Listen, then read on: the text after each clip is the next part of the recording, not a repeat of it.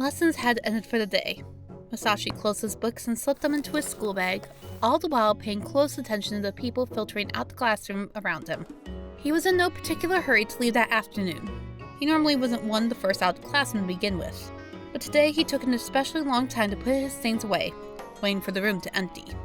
The usual chaos and chatter that ensued at the end of every school day seemed to stretch on unnaturally long as he waited. He could not help but begin to feel slightly self-conscious as he artificially prolonged his stay at his desk. Masashi was no stranger to keeping secrets, but it was a whole other story when that secret could be easily discovered with one glance. It had already been nerve-wracking enough to slip a bookmark under his classmate's assignment the other day with the hope that the latter would understand his love for anime. Even now, he was still a little concerned. If given enough time and conversation, Todo would change his mind about him.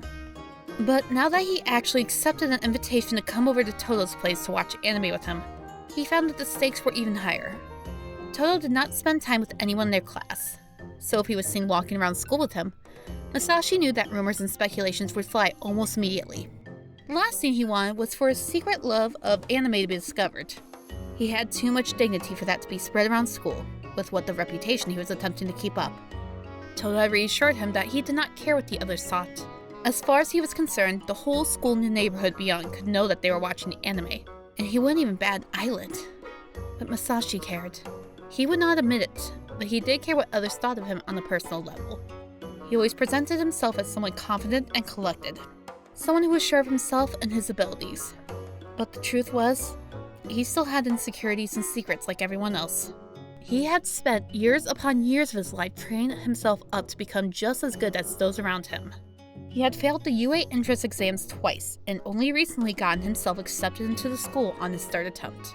He had emotionally matured faster too, having to adopt the mindset of someone who was resilient, persistent, and resolute. He had to learn to push past others' expectations of him and to compartmentalize information he chose to reveal in order to not show obvious weaknesses. But he was human too. Like everyone else, he had motivations, passions, insecurities. He had things he wanted to do, that he enjoyed doing, but that he was not willing to share with the public. He had things that he felt would get others to perceive him as less than he was, and thus kept those things close to his heart and shielded them from the world. And having a secret love of anime was one of them. Masashi would not admit it, but he was sure that his reputation would be dampened if anyone found out about how much he enjoyed anime. It was so far removed from everything he had built himself up to be that he was sure that, at the very least, he would be perceived as less mature and capable than he actually was. And that's why he was waiting for everyone to leave, so that he could approach Todo without being seen. The other boy was still sitting at his desk, unmoving, buried behind the pages of a manga. If his classmates didn't know better, one might assume that he had simply zoned out and missed the bell. But Todo had made it clear to most people that he did not want to be approached or talked to if at all possible, so they left him alone to read. This, of course, worked out in Masashi's favor. At least no one was asking his friend unnecessary questions. He just had to hope that he would have similar luck. At last, after what felt like an eternity, the classroom was empty except for himself and Todo. If anyone had thought it weird that their class rep had decided to stay at his desk longer than usual that day, they certainly did not say it. Relieved, Masashi picked up his school bag and approached the smaller boy's desk. Todo lowered his book as he heard Masashi's footsteps coming towards him, turning to face the other boy in a rare moment of acknowledgement. Are you ready to go? Nearly. Masashi replied. I'm just waiting for the others to move further from the classroom. Todo slipped a black clover bookmark between the pages of his manga and closed the book before him. You really don't have to care what they think, you know, he said, bending over and slipping the manga into his bag. Masashi shrugged. I'd still rather not be caught. Is it possible for you to create something that would keep us hidden as we leave the school? Todo raised an eyebrow. You're that concerned about it, huh? Masashi looked away slightly. It was already hard enough to come to you about anime. I really wouldn't want the whole school to find out, especially not when Akahana is always keeping a lookout for any new gossip. If it's really that important to you, I guess I could do something. He pulled out a pen and small black notebook from his pocket. What kind of invisibility item do you want? Invisibility item? Yeah, I make them sometimes when I really want to be invisible. I use it to escape when people don't leave me alone. What kind of invisibility items can you make? Cloaks, blankets. I can do hats as well. but they aren't as effective because if the wind blows them off your head... Let's go with a blanket then. I think that's the only thing big enough to hold 2 people. Want to walk home with a blanket over our heads? If we both got an invisibility cloak, I wouldn't be able to see you to follow you. I guess I can't argue with that, but it would be pretty warm inside, just warning you. Todo touched the tip of his pen to his notebook and wrote king-sized invisibility blanket onto one of its pages. Immediately, the nearest desk was covered in a large, translucent-looking blanket, big enough to cover a king-sized bed. Masashi went over to it and lifted it off the desk. Deciding to test its validity, he wrapped it around his body and looked down to study the result. This is incredible, he admitted, as he saw nothing where his torso should be. Todo picked up his own school bag and swung it over his shoulders. It only lasts for a short amount of time. I'll give it about 30 minutes. We should probably start moving before it disappears. It will disappear? The things I make don't stick around forever. They'll have to return to the air at some point. Don't worry, I don't live too far away. One of the reasons my parents decided to send me here. There was a slight bitterness in the tone in which he said that last sentence, but Masashi decided not to question him about it. He unwrapped the blanket from his body and moved to stand next to the smaller boy. Ready when you are. Todo nodded and Masashi threw the blanket over their heads. It covered both of them easily, reaching the floor on either side of their feet. Being translucent, they were still able to see where they were going for the most part. It was like wearing a pair of slightly foggy glasses. A little uncomfortable, but it wasn't as if they couldn't navigate at all. Let's get moving, Todo said, and he began leading the way to the classroom door. Masashi kept up a steady pace next to him, gripping onto the sides of the blanket to make sure it didn't slip off while they walked. Checking the coast was clear, he pushed open the classroom door just a tiny amount, grabbing onto Todo's arm to help them slip out through the narrowest gap possible. They set off down the corridor, now almost empty except for a few stragglers from the next classroom over. The corridor after that was almost equally as empty, and Masashi began to hope that his classmates were far away enough that he could leave without encountering anyone familiar. Unfortunately, as they turned the corner and headed down another hallway, familiar laughter reached their ears. Akahana Himura. Masashi thought in horror, trying to step around them. The hallway wasn't that narrow, but it's definitely not big enough for 4 people to stand side by side without brushing against each other. Todo pulled the blanket more tightly around them as he turned to walk sideways. The moment they passed the girls, one of the corners of the blanket brushed against Mie's legs. She jolted and looked right at them. What was that? Masashi froze, but it was Todo's turn to grab his arm and began dragging him along. Akahana now turned and looked over at them as well, her eyes searching the area where they stood. What? What happened? She questioned Mie. The taller girl looked down at her feet. Oh, something brushed against my leg. She scanned her surroundings again and frowned. But I don't see anything there. I don't see anything either. Akahana agreed, her eyes still darting around. Masashi now sidestepped very carefully, making sure not to make any sounds of movement. Todo continued to hold onto his arm, pulling him farther along the hallway. Don't tell me it was a ghost or something. In broad daylight? Can't be. Oh, wait! Are you saying the school is haunted at night then? Oh, you didn't tell me about this! No, that's not what I meant. I meant that ghosts don't usually come out in the day, right? So if it was anything, it was probably just a bug or something. Usually? What if it's an unusual ghost? Okay, I think we're clear and out of earshot. Todo said quietly. They had walked far away that they were nearing the end of the hallway, and Mie's shouts were fading into the background. Masashi let out a sigh of relief, and Todo let go of his arm. Thanks. Didn't expect to freeze up there. Let's keep moving. They did not encounter anyone else from their class, and soon enough, they were stepping out into the cool May air. It had been raining all morning, but the clouds now parted to reveal a watery sun in its midst. A light breeze blew against the blanket that still covered the 2 boys, causing both of them to grip onto its sides more tightly so that it wouldn't flap around their ankles. They fell silent, not saying anything to each other as they passed roads and buildings. Once or twice, they had to swerve to avoid passersby, who were out on a jog or on their bicycles, and several minutes into the journey, they saw their classmate Ryota riding a skateboard in the distance. What anime do you want to watch later? Todo asked, breaking the silence when they were on the empty path. I know you watch Black Clover. Are you into anything else? Masashi smiled rather sheepishly. He was still getting used to talking about his love for anime openly with anyone. I watch a lot of shonen. Specifically, the action-adventure kind.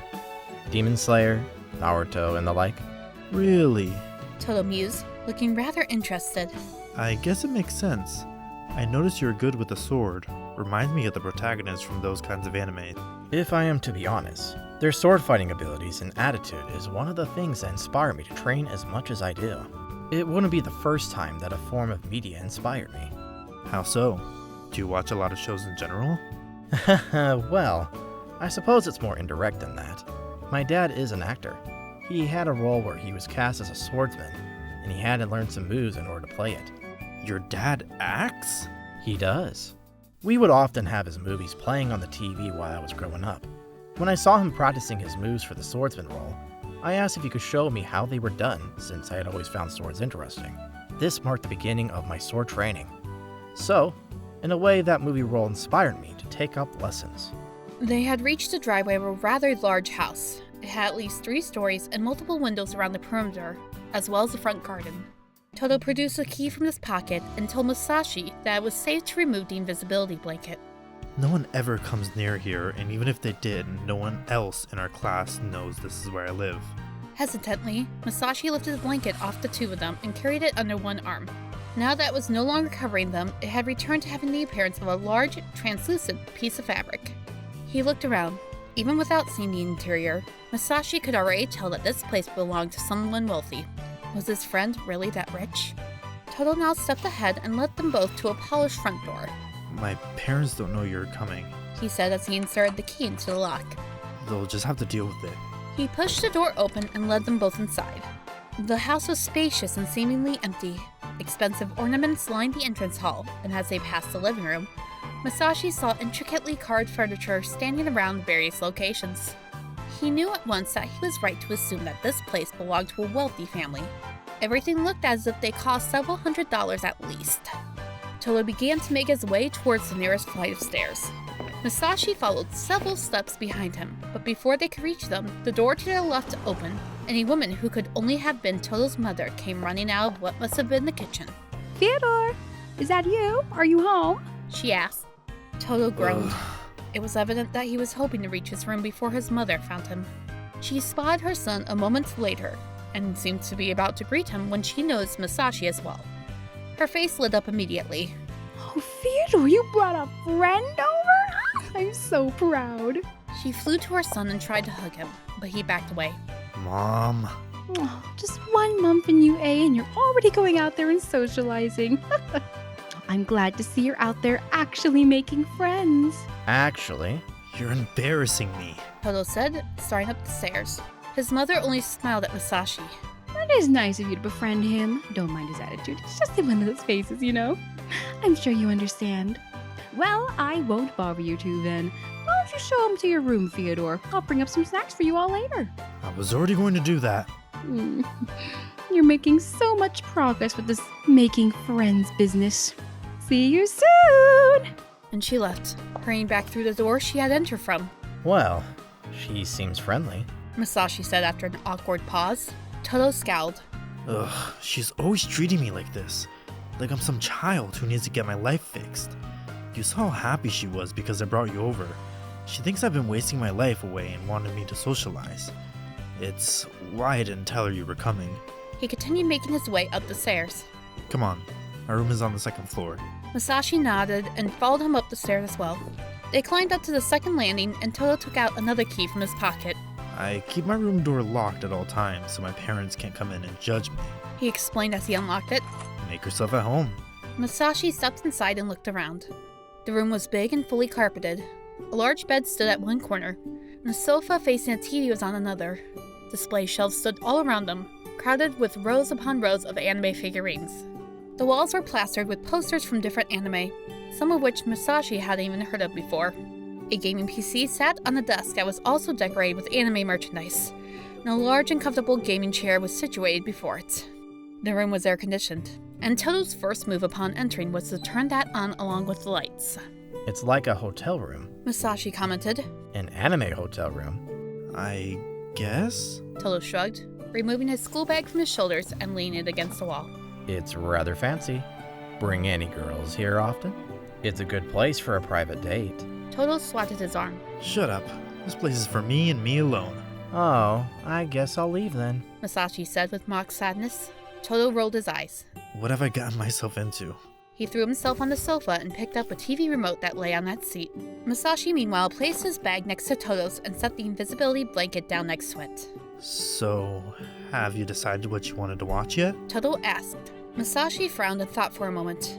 It might seem like the obvious choice, but as it is what brought us here in the first place, I thought it was only fitting that we watch a few episodes of Black Clover. Todo stood from the sofa and headed towards the television. Below it, on a small shelf, was a DVD player and numerous discs in square packaging. Alright, I don't mind. He replied, sifting through the shelf. I've been in a Black Clover mood anyway. He took out one of the DVDs and placed it in the player. He then returned to the sofa and picked up the remote again, turning on the TV. Masashi walked over to join him, and after asking for permission, sat himself down on the sofa next to his friend. Behind him, unnoticed by either of the two, the invisibility blanket vanished without a trace. I'll start the episode if you're ready. Todo said, flicking to the right screen. Masashi nodded. He could hardly believe what he was seeing as the episode booted up on the screen. Was he really doing this? He adjusted his position so that he was leaning back comfortably on the sofa. As the episode started, a strangely contented look came over Todo's face. He relaxed into the sofa too, his eyes glued to the screen as the beginning of the story was introduced. No words were exchanged as the scenes played out before them one by one. They simply sat there next to each other, their eyes fixated on the screen as the characters talked, interacted, and went through their journeys. As the first episode neared its end, Todo made a comment about one of the moments that took place. It wasn't anything major, just a detail he noticed. But Masashi spoke up with his opinion all the same. Todo looked surprised. No one's ever agreed with me about that before, especially in real life. Granted, I don't talk about anime with most people. They continued watching. Halfway through the second episode, a knock came at Todo's bedroom door. Upon answering it, they found that Todo's mother had brought up some chocolate chip cookies. She's too happy that I brought a friend over. He said with a sigh as he brought the bowl back to the sofa. At least we have a movie snack. Masashi was not normally one for sweets, but he had to admit that it was nice to snack on something as they watched anime together. It was almost like being at the movies, except the film was much, much longer. They took turns picking up a cookie from the bowl, munching them as they went through the next few episodes. The anime binge went on throughout the afternoon and into the evening. All the tension that Masashi felt earlier had long since left him. He now sat completely relaxed upon the sofa, enjoying the 11th episode while Todo laced his arm under one of his own. With his free hand, the smaller boy also pulled a pillow that had been lying on the sofa closer to him. The gesture was completely subconscious, but the latter was also looking extremely relaxed, comfortable even. As they watched, occasional opinions about scenes or characters would come up, and they had felt extremely natural to discuss. It soon became clear that this moment was their safe space, a place where they could simply be themselves without worry. It was just the two of them, just two friends and their characters. There was no need for secrets or facades here. The sky began to darken outside as they approached the end of the 14th episode. Masashi stole a glance at the clock and was shocked to realize that it was nearing 7 p.m. I should probably head home soon. Masashi said regrettably as the credits rolled. Todo tore his eyes from the screen to look over at him. What time is it? 7:04. I still have to do my training for today and complete some homework. He got up from the sofa and picked up his school bag, swinging it onto his shoulders. You're still going to train after this? Todo asked, switching off the TV. I could never. Well, I have to if I'm going to be a hero. Besides, watching the characters fight has made me feel like picking up a sword myself. His expression then softened a little, and he met Todo's gaze. If it's okay with you, though, I'd like to do this again sometime soon. Todo rose from the sofa and moved to stand next to his friend. You really enjoyed yourself that much. More than I thought I would. I have not felt comfortable discussing my love of anime with anyone before now. A small hint of a smile tugged at Todo's lips. I'm glad. I know how isolating it feels. Masashi raised an eyebrow. Is that a smile I see? He teased. Todo glanced away and forced a frown. Masashi could not help but laugh. No? Todo flatly denied. A moment later, however, he turned to look back at Masashi. His expression softened a little against his will. But, sure. If you really want to, you can come over again. Just let me know when you'd like to stop by. Masashi smiled and extended a hand to the smaller boy. Thank you. He replied, as Todo, a little taken aback, took his hand and shook it. Don't get too comfortable with me now. I still like being alone. Right. I'll be sure to let you have a lot of that as well. if you're not doing anything tomorrow. I'll come over, if you like. I would like that. Todo accompanied Masashi out as far as the front door, then headed back to his room and shut the door behind him. It had been a long day, but he had enjoyed himself. He really did have something to look forward to because of school now. As Masashi made his way home, he could not help but reflect on the interaction he had earlier. It was very different from what he was used to, and yet it was somehow pleasant. He knew he certainly didn't want this to be one of his only times he spent with Todo. As long as no one else found out what they were doing together, he knew he wanted to keep this going despite his other commitments. At first, he had been nervous to start a conversation about anime. Even when Todo had reassured him that he didn't judge and he had been invited over to watch it with him, there was a part of him that could not help but worry about how he would be perceived after the experience. But now he just wanted more of whatever just happened. It was new. It was vulnerable. But it was nice. Yes, he would come back again tomorrow. He would spend more time with Todo after school. After all, this was the start of their bond of secrets.